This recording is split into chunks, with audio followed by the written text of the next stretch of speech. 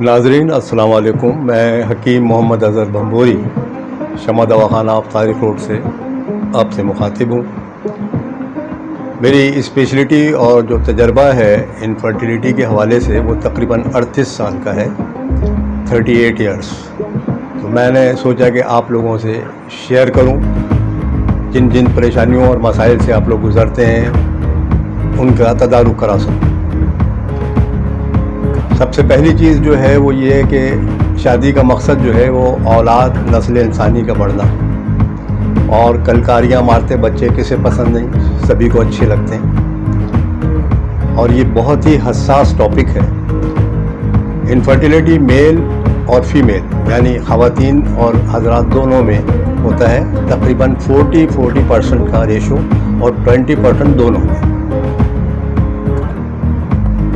بہت چونکہ حساس میٹر ہے یہ، اس لیے اس کے لیے آپ کو انتہائی تجربے کار و مستند طبیب سے ہی رجوع کرنا چاہیے۔ اس میں آپ کو سب سے پہلے اس چیز سے آگاہ کروں گا کہ اس کے اسباب کیا ہیں۔ اس کے اسباب میں بہت سارے فیکٹرز آ جاتے ہیں۔ سب سے پہلا فیکٹر جو ہے وہ ہے ایج، عمر۔ اس کے بعد دوسرا فیکٹر جو ہے وہ ہے ویٹ یعنی وزن۔ تیسرا فیکٹر جو ہے وہ ہے ہمارا لائف اسٹائل۔ چوتھا فیکٹر جو ہے وہ پالوشن، جو ماحولیاتی آلودگی ہے وہ بھی اثر انداز ہوتی ہے۔ اس کے علاوہ اسٹریس ہے، PID پیلوک انفلیمیٹری ڈیزیز جو ہے دنیا میں بانجھپن کی سب سے بڑی وجہ تقریباً یہی ہوتی ہے۔ اس کے علاوہ PCOS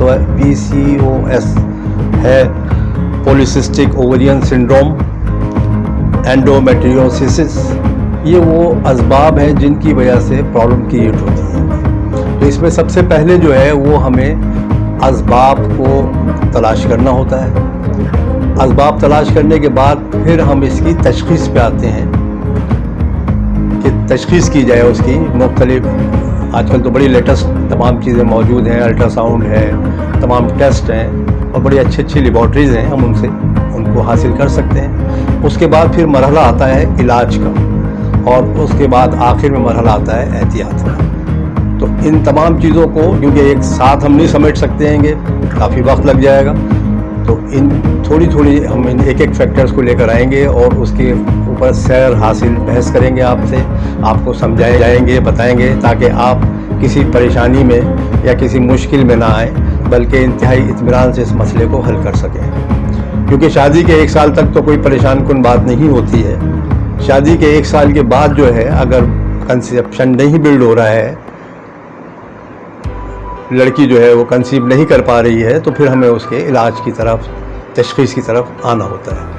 تو ان چھوٹی چھوٹی چیزوں کو اگر ہم نظر انداز کرتے ہیں تو پھر ہمارے لیے بہت ساری پرابلمز کھڑی ہو جاتی ہیں۔ تو بہتر طریقہ یہی ہے کہ آپ سب سے پہلے جو ہے اپنا جو اسباب ہم بتائیں گے ان کو غور سے دیکھیے گا، اور ان اسباب کو سامنے رکھ کے پھر اپنے متعلق سوچیے، اور کسی بھی مستند طبیب سے، حکیم سے، ڈاکٹر سے، ہومیوپیتھ سے رابطہ کریں۔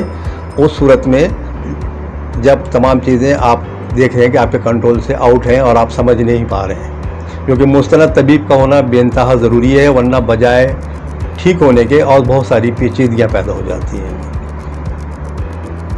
اجازت چاہوں گا، اس کے بعد انشاءاللہ ہمارا YouTube چینل جو ہے شمع دواخانہ، اسے آپ دیکھتے رہیے، ہمارا فیس بک، انسٹاگرام کو فالو کیجیے اور شیئر کیجیے، اور مزید معلومات جو ہی پروگرام دیکھتے رہیے ہمارے۔